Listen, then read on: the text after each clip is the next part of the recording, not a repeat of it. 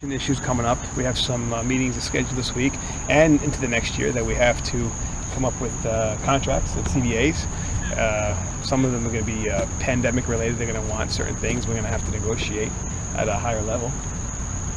And we're still going to be working on healthcare costs. Several years ago, we brought all of our bargaining units to the high deductible health plan when we were anticipating the Cadillac tax.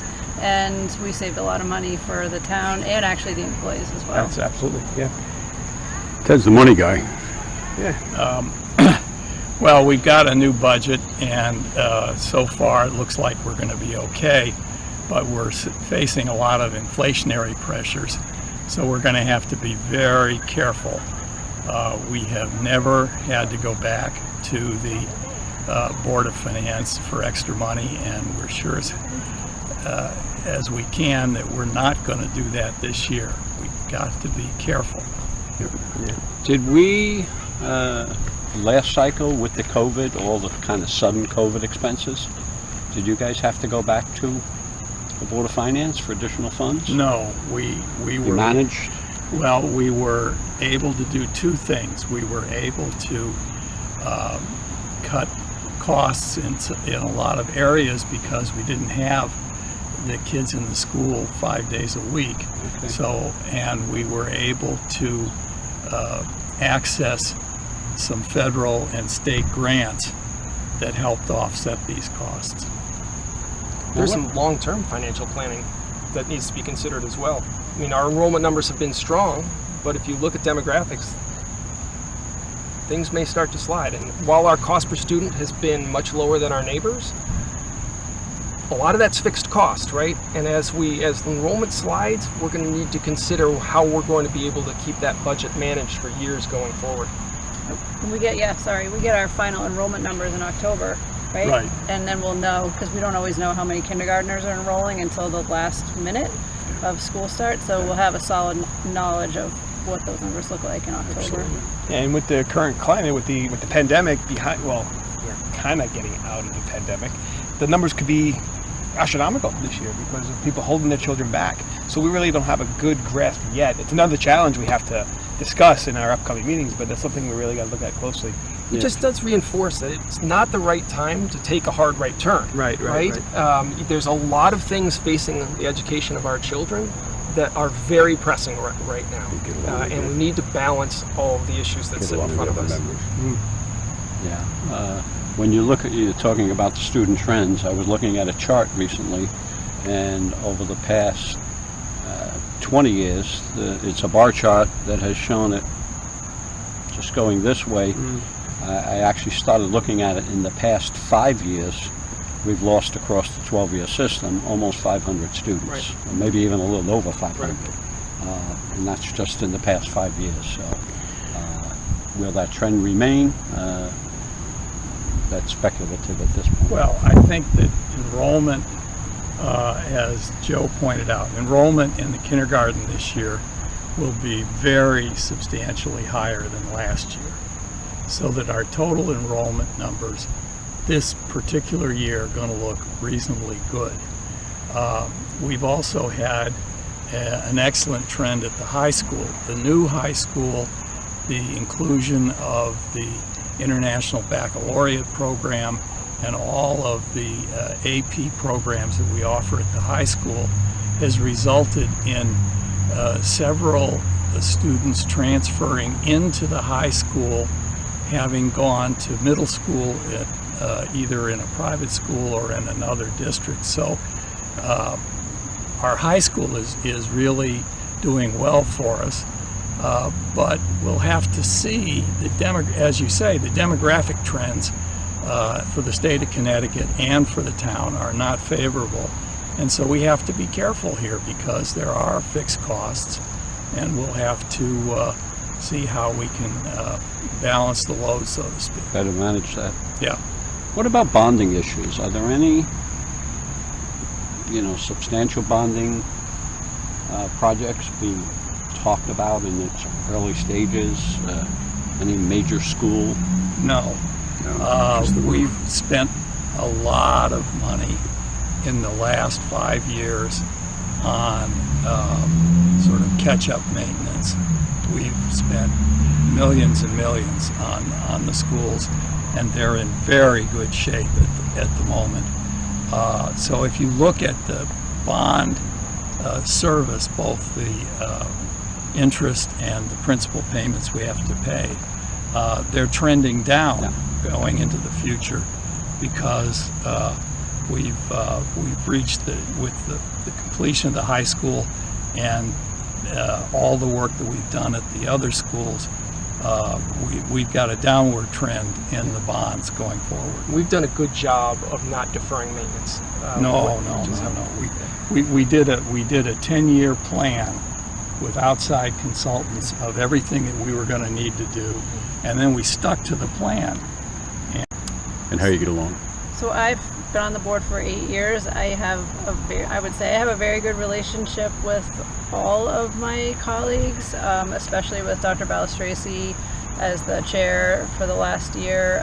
We bounce stuff off each other all the time.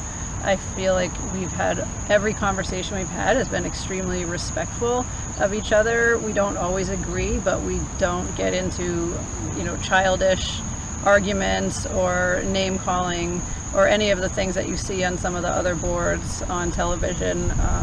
So I think we can be very proud of that. Absolutely. I'm going to interject there, because coming on board in the past 18 months, they kind of they listen to, we're the minority. I mean, we're 4 Republicans, there's 5 Democrats. They listen to us, and we help steer the ship. We may not always get it to the heading we want to, but we know it's not going to go off course. Amy, myself, Ted, and Kirsten, we really are able to put forth our ideas, and they listen to us, and we listen to them. And I hate to say Democrats and Republicans, because we're all colleagues. It's not a political environment. It's a great board to be on, where we all respect each other and take each other's thoughts seriously, and we debate respectfully, calmly, and it's a great experience, actually, and I look forward for another couple of years with them. Yeah, I only remember one time that we voted down political lines, and it was regarding school start times, and it actually had nothing to do with either side not wanting to change the start times. We actually all wanted to change the start times. We just had a disagreement on how it should happen, and that's the only reason why it was a split vote. And that just shows politics should never be in front of our kids' education. Agreed. Ever. It's too important to not get right. And experience matters. Managing our other parties' involvement on the board matters. And I think that our group can do a very good job, Joe, as you said, of making sure that the ship stays on course. Absolutely. One of the issues, ironically, that we're facing, which is really unprecedented, is the issue of the endorsed slate from the Republican Party seems to be singularly focused on the matter of critical race theory. Everywhere I have gone in town, people have been confused about it. People are confused about how that happened, even the process, and they all ask the question. It's become a matter of who's telling the truth, and I'm not going to say who's not telling you the truth, but I will tell you that the current Board of Education, all 9 members, have stated unequivocally that critical race theory is not being taught. Superintendent of Schools Paul Friedman has indicated critical race theory is not being taught, and in fact our state rep Vinnie Candelora was recently at a gathering here in Guilford, and he happened to mention, along with Kristen Cohen, who's our state senator rep, that critical race theory is not being taught or approved teaching in any district throughout Connecticut. So how do we counter that, or how do we balance that? We can only say that we believe the Board of Ed, we believe the superintendent, and we can't counter the dialogue or the rhetoric, as I like to call it. It is what it is, and if that's what they think is important to being on the Board of Ed, I'm not in agreement with it, and There's so much more to the Board of Ed than CRT. I would encourage every voter to educate themselves about what is the truth in education, because I think there are a lot of misguided perceptions out there. I think there are a lot of misstatements out there. It's important that people educate themselves before they vote. George Floyd matter. It basically drew nationwide attention to racial injustices. It heavily attacked policing in America, saying that it was biased. And I think out of all of that discussion, there were some folks that just were like, well, wait, and they kind of started to err, getting defensive of policing, getting defensive of institutions in this country. And I think those folks started getting concerned. And the whole issue of racial equity, diversity, it kind of came to the forefront. And I think our school system, Dr. Friedman and I think the Board of Ed, were kind of reacting a year or so ago to what was being talked about on a daily basis and spread across every line of media, and saying, hey, we, especially at that elevation, as a board and as the superintendent of schools, we probably have a duty to do some inspection of ourselves and some checking and balancing of ourselves. Are we institutionally acting as racists? And that discussion started to happen, and I think some folks in town, some right-leaning, very conservative individuals, thought that this was going to be critical race theory. Ironically, critical race theory kind of came into view through the media, talking about this, just reviewing your ethnic policies and your racial policies. By its mere review, they started associating this with critical race theory. And critical race theory is actually an academic subject matter taught at graduate schools, primarily at law schools, and it really has nothing to do with education between K and 12, and it's not even taught. Maybe 1 or 2 colleges in the country are teaching it at the undergraduate level. It's probably an elective course, if it's even that. But anyhow, they banded onto this. There was some media hype about it. It followed the whole police defunding movement, came along with the critical. They thought that was the counter to the critical race theory, was the counter. And the folks that are running against us are asserting that equity, diversity are, quote, code words, like there's something nefarious going on. They're not code words. They're the way I think most Guilford people live their lives.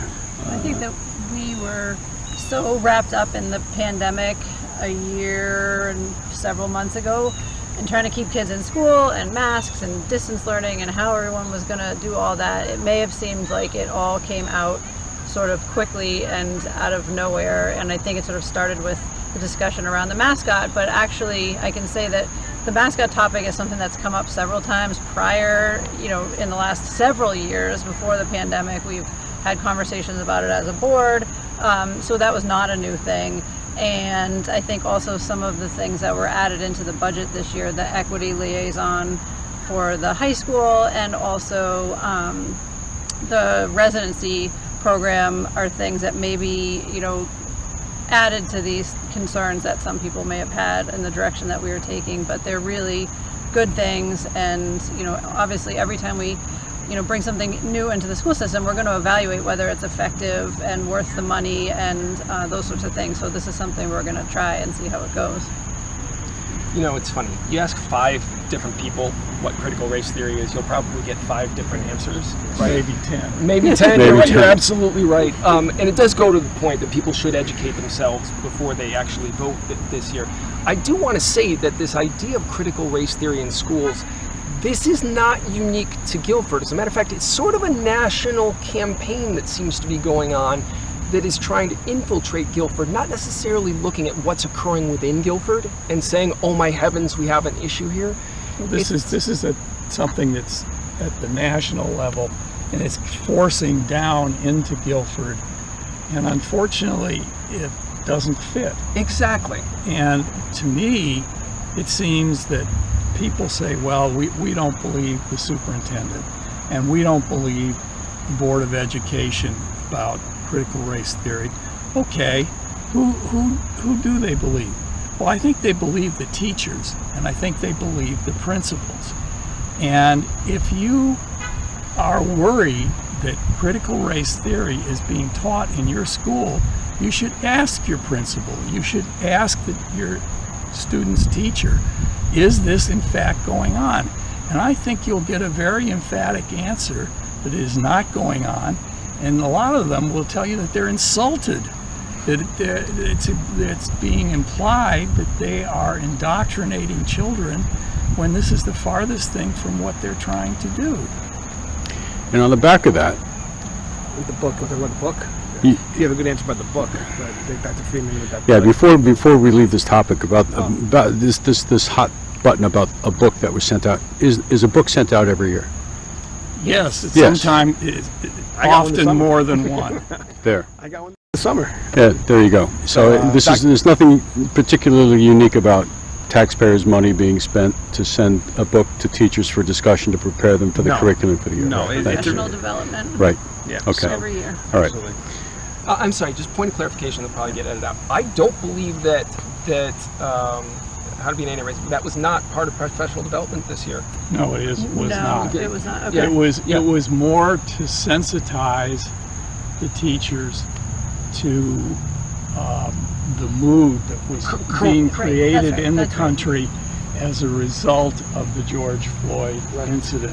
Right. And there are some interesting parts of the book where the author talks about his education and the impact on him as a black student of being ignored by a white teacher in favor of white students in the class.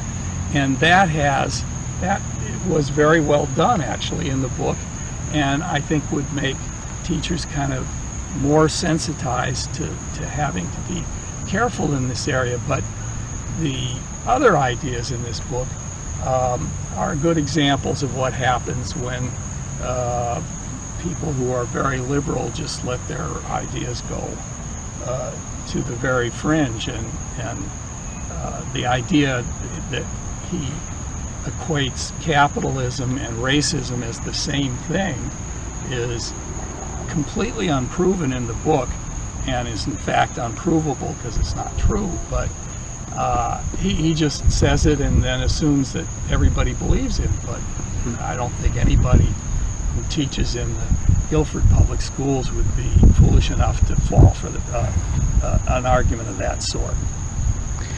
So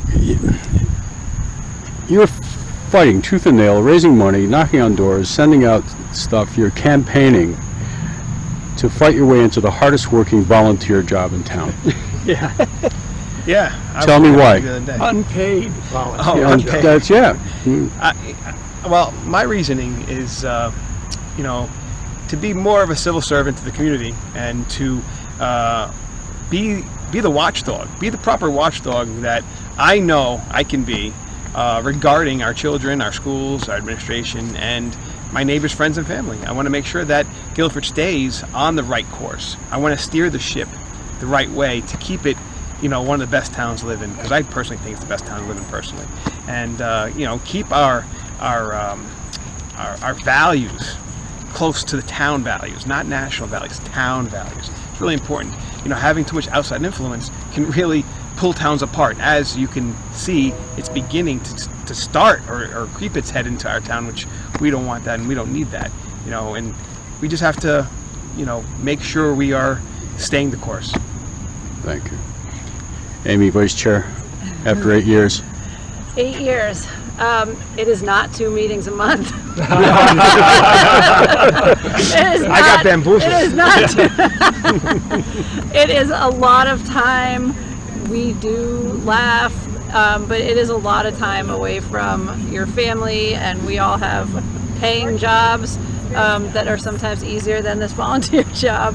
But we do it because it's the right thing to do. It's important to be involved in your kids' education, and this is the way to get involved in it in a public school setting, so that you know what's going on. You can support teachers, you can support administrators, and you can support kids, and you can also make sure that we're getting the best value to support taxpayers as well. I'm going to go to the incumbents first. Ted? Well, the other thing is that it's important that we as taxpayers have some say in how our money is spent, and that we look carefully at things like budgets. And when you look at the town, you see that the Board of Ed has by far the largest portion of the town budget. And so my particular background happens to be in budgeting and finance, and I would like to use the experience and knowledge that I have in this area to try and make sure that each dollar is spent properly, and that we minimize costs in a way that doesn't hurt the educational process, but make sure that we're not wasting money. I can't emphasize how important that is on the board. I don't know that everyone always realizes it, because we do a lot of the budget stuff and, you know, have to tweak things, but Ted's knowledge of the budget and the pensions and everything else that I never knew anything about before I got onto the board is just so valuable to us. We would be in a very different situation without someone that has so much expertise in this area, because we do all bring something different, and every piece is extremely important. Not to get ahead of you, Bill, but you talked to me about apathy Yeah. and why you're stepping up. This year was unique. The process for nominating the candidates for Board of Education in the Republican Party was an abbreviated one. Several steps that typically occurred did not occur this year. And honestly, I was caught sleeping at the wheel, and I caught napping. And one of the reasons why I'm running is because I want to make sure that Guilford really takes the time to think through who their proper representatives should be for Board of Education. That's very important to me, that Guilford as a whole, and certainly the Republican Party as a whole, have the opportunity to have their voice heard. The second reason why I'm running, actually, is because we've talked about the budget here. I do think that there are some long-term planning issues that are going to be required, certainly on the fiscal side, that the town needs to take into consideration. You know, the Board of Education essentially is responsible for more than 60% of the town's budget. It's very, very critical that that's managed well, not just in the short term, but in the long term. And the last reason is one of the things that occurred very quickly during the pandemic is that we accelerated our movement of integrating technology into education. And both my personal interest but my professional interest has been in that space, working with schools on technology and learning, and I do think it's important that we pay a very close eye to that for the years to come. Jim, what's your investment in the school system? I'm going to say it's probably my two grandchildren. They're in middle school now, high school. Those are the wonder years for a parent. And I felt it was so rewarding back when my own children were in the school system to be involved. That's probably how I got involved with the Board of Finance. It was a good fit for me because of my corporate work and my corporate experience. When this situation developed in July, I was away on vacation and not thinking about running for the Board of Ed. But when I got home and received some phone calls and kind of found out what happened in the process, I thought it was time to jump in. Normally we might be able to recruit people, but it wasn't that kind of time. We were under a time constraint, and I think I bring a wealth of experience, and I will probably complement Ted's financial work, having been on the Board of Finance and worked with the school budgets for 8 years, intimately worked with them. I always like to say to people, We have nothing to do with how many pencils they buy or how many pieces of paper they buy. It's a much bigger picture. And when you're managing a $63 million budget, there's lots of components to it. And having 9 people's opinion at the table as a board is extremely helpful. We all come from different perspectives, and we bring a different order of things to the table. You know, it's interesting. If you listen to the discourse in town right now, you think that Guilford does not have a good school system, Right. And that's crazy, right? We have in 2019 we won the national recognition, Blue Ribbon Honors for Guilford High School, right? I was really proud to work on the Guilford High School Building Committee, managing the $92.2 million budget. I've worked with some of the people here who were on the Board of Education at the time on that project. Guilford has an excellent school system. We need to make sure it's continually managed well moving forward, right? And we need to make sure that it progresses. And I think our role here is to protect and enhance the schools. The schools are excellent. They're not bad. The teachers are extraordinary. The administration is top-notch. We simply want to support them and give them the platform to move forward and enhance the learning of our kids. Yeah, I have a great example. My oldest is in college, and when he was a freshman, he had to pick his courses, and everyone has to take, writing 101. And when they sent the course options, you could pick, advanced writing, regular writing, or one lower. And we thought about, maybe I should take advanced. He was very worried that he was going to be overwhelmed in his first year in school, so he took the middle of the road class. And I remember him saying, "Mom, I made such a mistake. I should have taken the higher one. I was way more prepared than I ever thought I was going to be for college writing." So That's great. there you go. There you go. Joe, can I ask you a question? Sure. Labor is one of the most significant costs in the budget, right? Yep. And I know there's a lot coming up as it relates to the CBAs you mentioned before, and all of those things. What do you see? How do we approach How we the approach it? negotiations? We do it carefully. Yeah. On both sides, we both want something, and we both want to maintain some high integrity, and we want to ensure that we fulfill the needs on both sides of the table. This week, I know I'm involved, and I think Amy is as well, and with the nurses on Tuesday, and I think our other colleagues are involved with the paras. And each union delegation, they have their own personality. Okay, they have their own personality. We have to come to the table, be ready to compromise both sides, and you have to do what's best for them, for us, for the town, for the children. So there's a lot of working components with that negotiation. With my background, working at the railroad, I deal with over 16 unions, and so it's every other month I'm going to one of these meetings to prepare or prep for the new CBA or for the new memo that's going to go out saying, now you have to wear masks, and what do you want to give up for the masks? It's an example. That's not really the truth, but it's the example is when you have a contract working for a company or for a school, everything has to be in writing. It has to be detailed, and it has to be accepted. And to get that acceptance, it may be a monetary increase, it may be a benefit increase, it may be some type of fringe benefit that we can negotiate. And having the knowledge and the personality to get to that bottom line for what's best for the school system, for the community, is what I bring to the table. And I appreciate the question. And we're going to do it carefully, because this year is going to be different, very different. We've had some. Yeah. When's the teachers union up?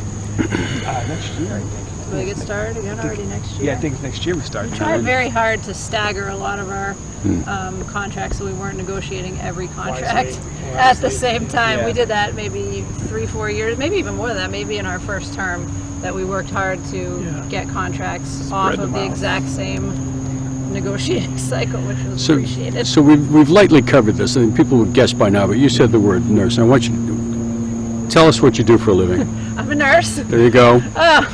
Which is, I think I'm the only one now on the board that is in healthcare. We've had people in the past. So I think it's interesting to me, sadly interesting to me with the pandemic, because I'm living a lot of this in my professional life too.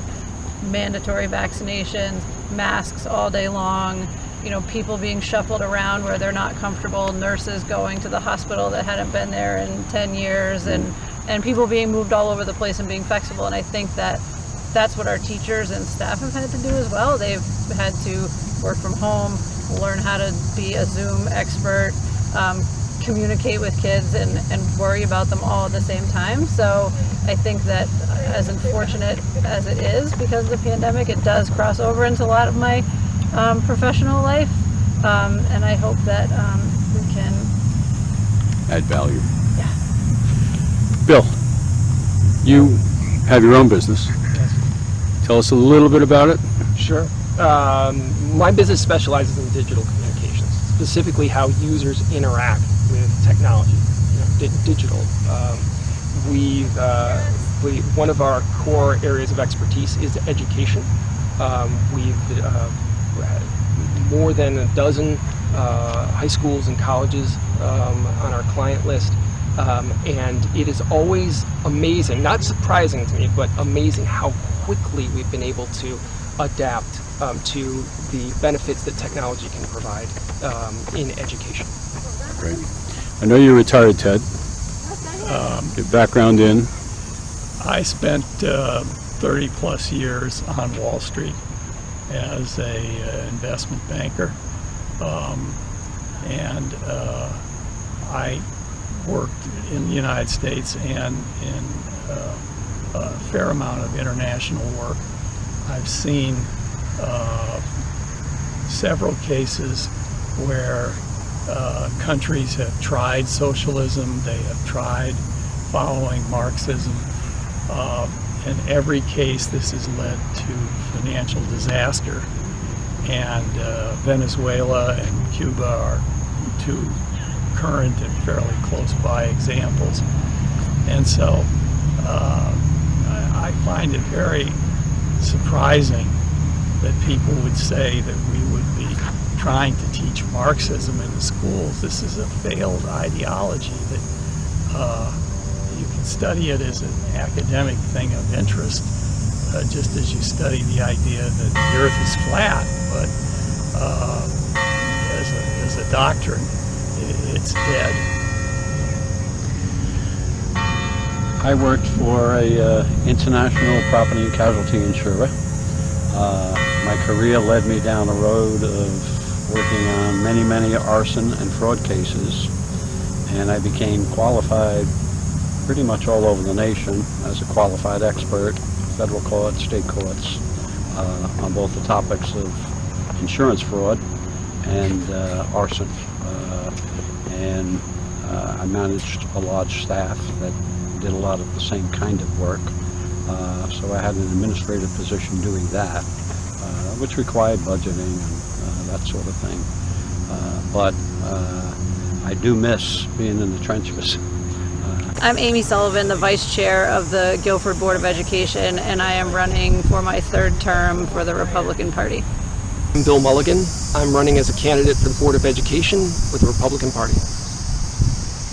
Hi, I'm Ted Sands. I'm running for re-election to the Board of Education for the Republican Party.